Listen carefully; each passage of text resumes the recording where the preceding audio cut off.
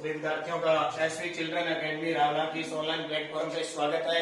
जैसे कि आपको पता है, लगातार कक्षा 12वीं और विषय भूगोल से संबंधित जो आपके अध्याय हैं हम क्लियर करते जा रहे हैं। पिछले 2 अध्याय हम पूरी तरीके से क्लियर कर चुके हैं। तीसरा अध्याय का हमने एक पार्ट पढ़ लिया है और आज हम दूसरा पार्ट पढ़ेंगे और इसका अध्याय का नाम है विश्व की जनसंख्या। विश्व की जनसंख्या के संदर्भ में पढ़ेंगे। विश्व की जनसंख्या, वितरण, घनत्व और वृद्धि के बारे में कल मैंने आपको बताया था क्या वितरण होता है, क्या घनत्व होता है, क्या वृद्धि होती है। अब हम बात कर रहे हैं कल की विश्व जनसंख्या के असमान वितरण का प्रारूप। तो 3-4 पॉइंट हम पढ़ चुके हैं। अगला पॉइंट देखिए, विश्व जनसंख्या के असमान वितरण। तो हम 3 पॉइंट पढ़ चुके हैं। चौथा पॉइंट देखिए इसका क्या है, विश्व की लगभग 3/4 जनसंख्या, विश्व की लगभग 3/4। अब 3/4 का मतलब अंत ही 3 है, तो 3/4 जनसंख्या एशिया और यूरोप महाद्वीप में रहती है। एशिया व यूरोप महाद्वीप में रहती है। विश्व की 3/4 जनसंख्या एशिया व यूरोप महाद्वीप में रहती है। अब एशिया में बड़े देश देखें ना, तो चीन, भारत, पाकिस्तान, इंडोनेशिया, जापान, ठीक है, ईरान, इराक, यूएई, सऊदी अरब, संयुक्त अरब अमीरात, बांग्लादेश, म्यांमार, ये बड़े बड़े देश सारे किसमें आ रहे हैं, क्योंकि इनमें जनसंख्या खूब है एशिया के अंदर। यूरोप में देखें जैसे इंग्लैंड, फ्रांस, जर्मनी, इटली, पुर्तगाल, नॉर्वे, फिनलैंड, टर्की, ठीक है, और भी बहुत सारे देश है। मेन देश आ गए, इंग्लैंड, फ्रांस, जर्मनी, इटली, पुर्तगाल, नॉर्वे, फिनलैंड, रूस इधर भी आता है, लेकिन जनसंख्या ज्यादा यूरोप में है इस रूस की, ठीक है, दोनों देशों में आता है रूस, टर्की भी दोनों महाद्वीपों में है। तो एशिया और यूरोप में विश्व की 3/4, 3/4 यानी लगभग 100% करो ना आप, तो 75% जनसंख्या इन 2 महाद्वीपों में पाई जाती है। और टोटल महाद्वीप है कितने, जिस विद्यार्थी को पता नहीं मैं यह लिख देता हूं। महाद्वीप है 7, एशिया, यूरोप, अफ्रीका, उत्तरी अमेरिका, दक्षिणी अमेरिका,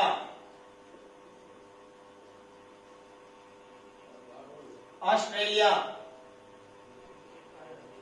और एक है 1 2 3 4 5 6 और एक है अंटार्कटिका, ठीक है। ये 7 देश हैं हमारे विश्व के अंदर, 7 महाद्वीप है।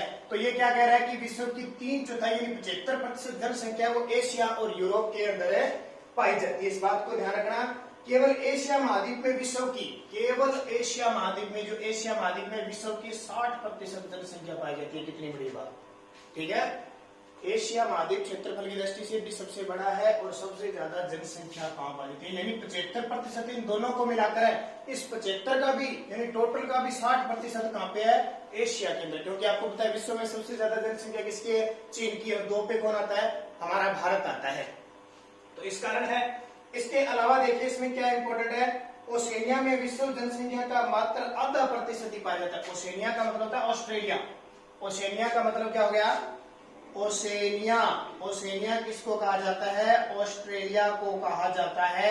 और ऑस्ट्रेलिया में विश्व की कुल जनसंख्या का महज 0.5% जनसंख्या ही है, यानी 0.5% ही है, नहीं के बराबर है। ऑस्ट्रेलिया कंगारू है ना, कंगारू, हम देखें तो उनकी महज 0.5% ही जनसंख्या पाई जाती है और हमारे एशिया के अंदर 60% जनसंख्या पाई जाती है। तो ये चौथा पॉइंट क्लियर हो गया होगा आपके।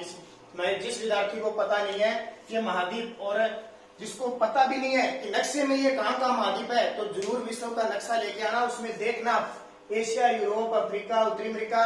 और 12वीं क्लास के विद्यार्थी ज्योग्राफी पढ़ते हैं तो आपके घर पे एक भारत का और एक विश्व का नक्शा होना चाहिए। सबसे पहले तो आज आप विश्व का नक्शा लोगे, क्योंकि जैसे जैसे मैं नाम बोलता जाऊंगा, अब मैंने नाम बोल दिए, इंग्लैंड है, पाकिस्तान है, सऊदी अरब है, आपको पता होना चाहिए नक्शे में है कहां पे, फिर याद रहेंगे। मैंने नाम बोल दिया एशिया, यूरोप, अफ्रीका, उत्तरी अमेरिका, दक्षिणी अमेरिका, ऑस्ट्रेलिया, अंटार्कटिका, ये सारे काम में आएंगे।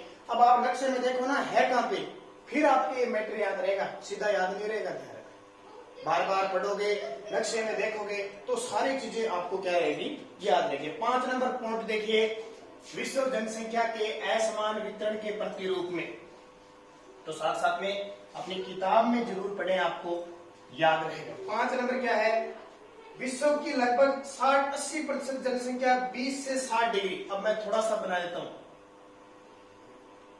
ये है 0 डिग्री, ठीक है, ये है 10 डिग्री, ये है 20 डिग्री, ठीक है, यहां आ गई अपनी 23.5 डिग्री कर्क रेखा, 23.5 डिग्री कर्क रेखा, यहां आ गई आपकी 66.5 डिग्री और यहां आ गई 90 डिग्री। सेम ये तो है उत्तरी गोलार्ध, मैंने क्या बताया था, ये ऊपर वाला भूमध्य रेखा से 0 डिग्री से ऊपर उत्तरी गोलार्ध और 0 डिग्री से नीचे क्या हो जाएगा, दक्षिणी गोलार्ध हो जाएगा। तो यहां भी वही स्थिति, 0 डिग्री, 10 डिग्री, 20 डिग्री, 23.5 डिग्री, ठीक है, मैं बड़ी बड़ी डिग्रियां बता रहा हूं, मकर रेखा होती है ये। फिर देखे 24, 25, 26 ऐसे करते करते एक वर्त और होता है 66.5 डिग्री का, और ये 90 डिग्री हो गया। तो 90 और 90 कितने हो गए, 180। अक्षांश रेखा कितनी होती है, 180 डिग्री। यानी ये पृथ्वी है जो उत्तर से दक्षिण को मिलाती है, वो अक्षांश रेखा हो जाती है, और पूर्व से पश्चिम को मिलाती है, वो रेखा कौन सी हो जाती है, देशांतर रेखा। ध्यान रखना, तो दोनों में अंतर ये याद रखना। अब क्या कह रहा है देखो, 5 नंबर पॉइंट, विश्व की लगभग 60% जनसंख्या 20 से 60 डिग्री उत्तरी अक्षांशों के मध्य रहती है। ये 20 डिग्री रहा, तो ये 66 है, तो यहाँ 60 डिग्री आ जाएगी, ठीक है। 20 से 60 डिग्री के बीच लगभग कितनी, 60% कितनी बताए थे, 80% जनसंख्या रहती है इतने के बीच। मैं लाइन ये बता देता हूँ, 80% जनसंख्या यहाँ रहती है। देखो कितनी बड़ी बात। अब इसका रहने का कारण आपको पता होगा, आपने पढ़ा होगा कि भारत कितने डिग्री से स्टार्ट होता है, 6 डिग्री से स्टार्ट होकर और 30 डिग्री के आसपास, 6 डिग्री से स्टार्ट होकर 30 डिग्री के आसपास है, 8 डिग्री 4 मिनट से स्टार्ट होता है। तो देखो 20 और 30 के बीच में भारत भी आ गया, कितना बड़ा चीन भी आ गया, इधर अमेरिका भी आ गया, इधर कुछ यूरोप के देश भी आ गए। तो यहाँ सबसे ज्यादा जनसंख्या है ना, मैंने कहा एशिया और यूरोप में सबसे ज्यादा है। तो देखो भारत के, एशिया के बड़े देश पाकिस्तान है, म्यांमार है, नेपाल है, चीन है, इधर ये फ्रांस, इटली, जर्मनी सारे आ गए। तो 20 से 60 डिग्री के बीच जनसंख्या कितनी है, 80% पाई जाती है। उसके अलावा ये क्या कह रहा है देखिए,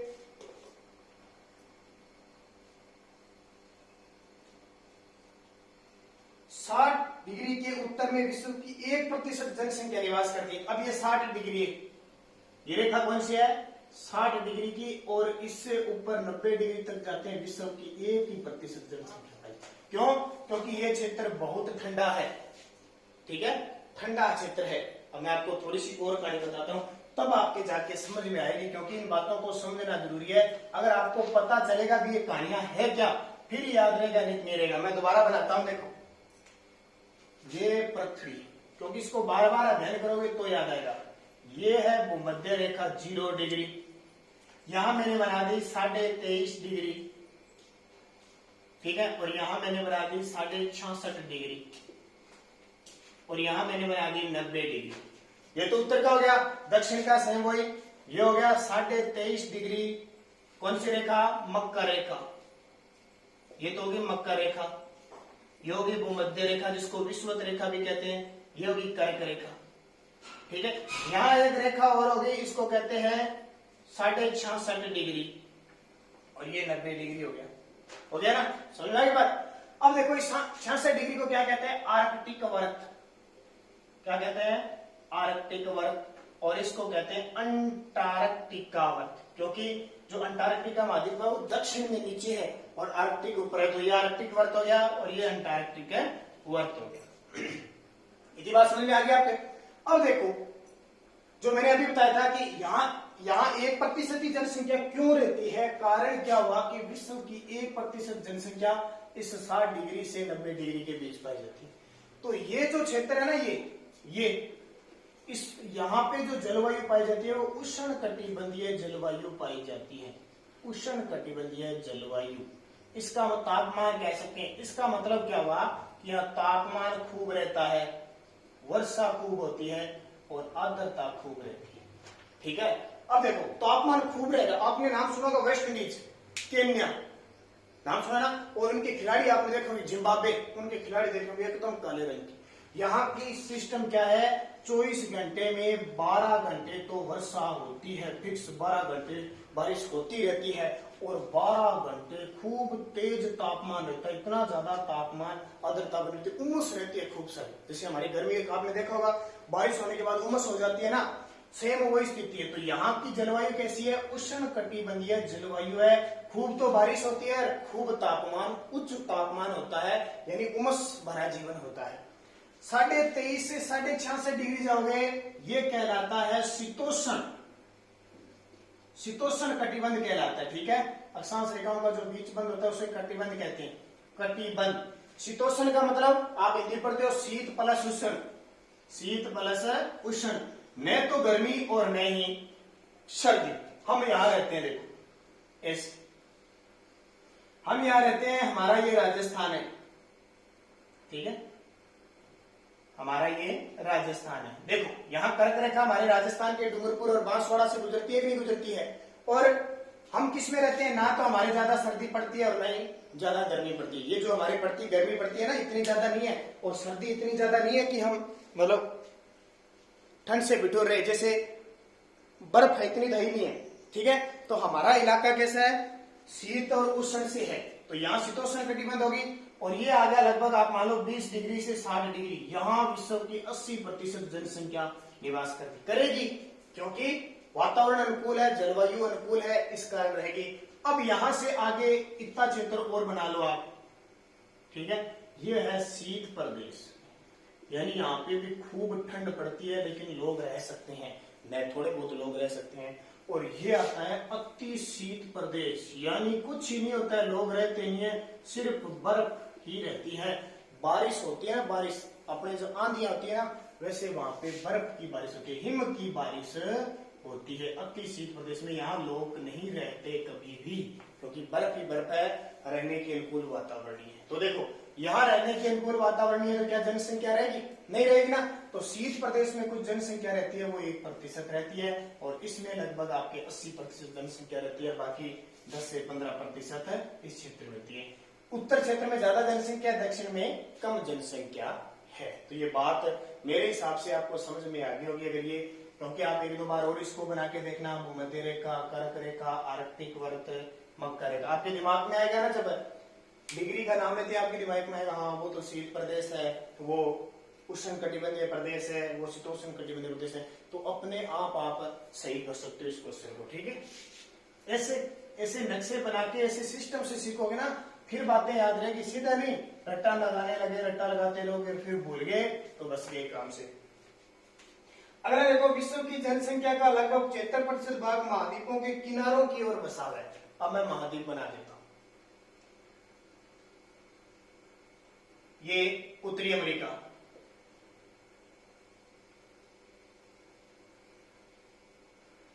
ये दक्षिणी अमेरिका,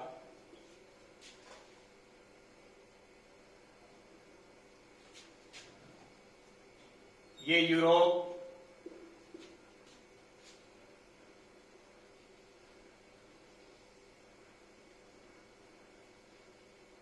ये एशिया,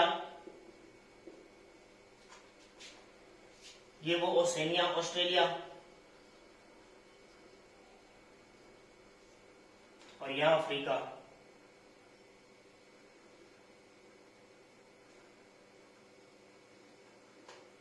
ये अफ्रीका। मैंने अच्छे से क्यों बता रहा हूं, ताकि आपके समझ में आ जाए। ये 7 तो महाद्वीप है, एक और है नीचे एस आकार का, अंटार्कटिका महाद्वीप है, बस न के बराबर है, वहां जनसंख्या तो रहती नहीं है, तो उसको कम ही दर्शाया जाता है। ठीक है, अब देखिए, अब ये क्या कह रहे हैं, मैं पॉइंट पे बात कर रहा हूं सीधे। ये क्या कह रहा है कि विश्व की जनसंख्या का 75% महाद्वीपों के किनारे बसा हुआ है, ये किनारे है महाद्वीप, किनारों पे बसा हुआ है विश्व की 75% जनसंख्या, महाद्वीपों के किनारे। अब देखो यहां क्षेत्र है और यहां क्षेत्र है, यहां बसा हुआ है England, France, Germany, Italy, Ukraine, तुर्की, ये देश है किनारों पे आ गए। इधर हम बात करें अफ्रीका की, दक्षिणी अफ्रीका, जिम्बाब्वे का क्षेत्र, केन्या का क्षेत्र, नाइजीरिया का क्षेत्र, इधर Brazil, Argentina, Uruguay, Venezuela, Chile, ये किनारों पर देश है। ऑस्ट्रेलिया हो गया।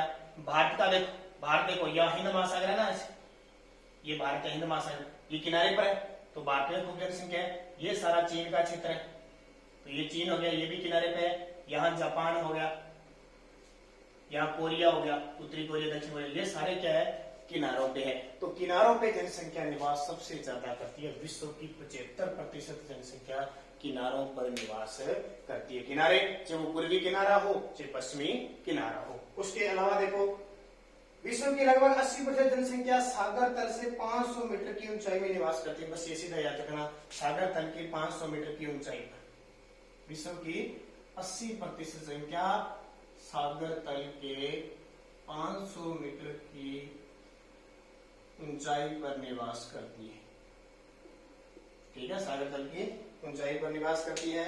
तो ये बातें होगी अपेक्षाकृत अलग अलग क्षेत्रों में अलग अलग जनसंख्या निवास करती है, अलग अलग कटिबंध। तो ये विश्व की जनसंख्या में असमान वितरण का प्रारूप है। मेरे हिसाब से आपको समझ में आ गया होगा भी ये बात है क्या, विश्व में असमान वितरण ऐसे पाया जाता है। पहले आपको याद करना है ये नक्शे, ताकि और विश्व के हम आगे पढ़ेंगे विश्व के जो क्षेत्र का वितरण है वो किस प्रकार से है, कैसे वितरण फैला हुआ है, कहाँ कौन कौन सी जनसंख्या कितनी पाई जाती है, उसके बारे में हम फिर आगे विस्तृत चर्चा करेंगे। क्योंकि विश्व की जनसंख्या है, आंकड़ों पर आधारित मैटर है, तो थोड़ा सा आपको दिल लगा के मेहनत करके और नक्शे से अगर आप पढ़ोगे तो आपको शायद याद रहेगा।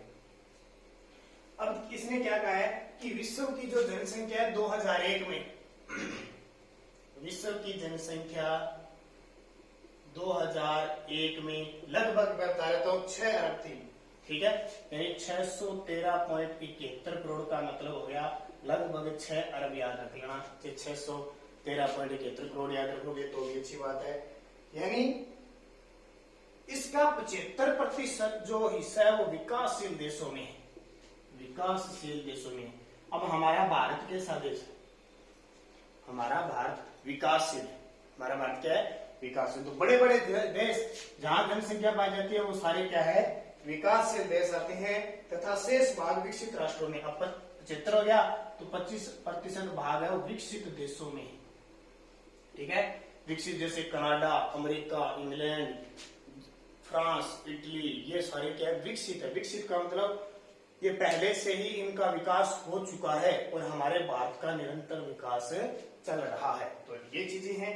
इसके अलावा देखो फिर आगे 2000 जनसंख्या आंकड़ा, अब इसमें देखें 613.71 करोड़ में एशिया में कितनी जनसंख्या थी, एशिया में, तो एशिया में जो जनसंख्या थी वो 372 करोड़, इसका मतलब 4 अरब के करीब हो गया। अफ्रीका में जनसंख्या कितनी, तो 81.8 करोड़, यानी 1 अरब भी नहीं हुई। यूरोप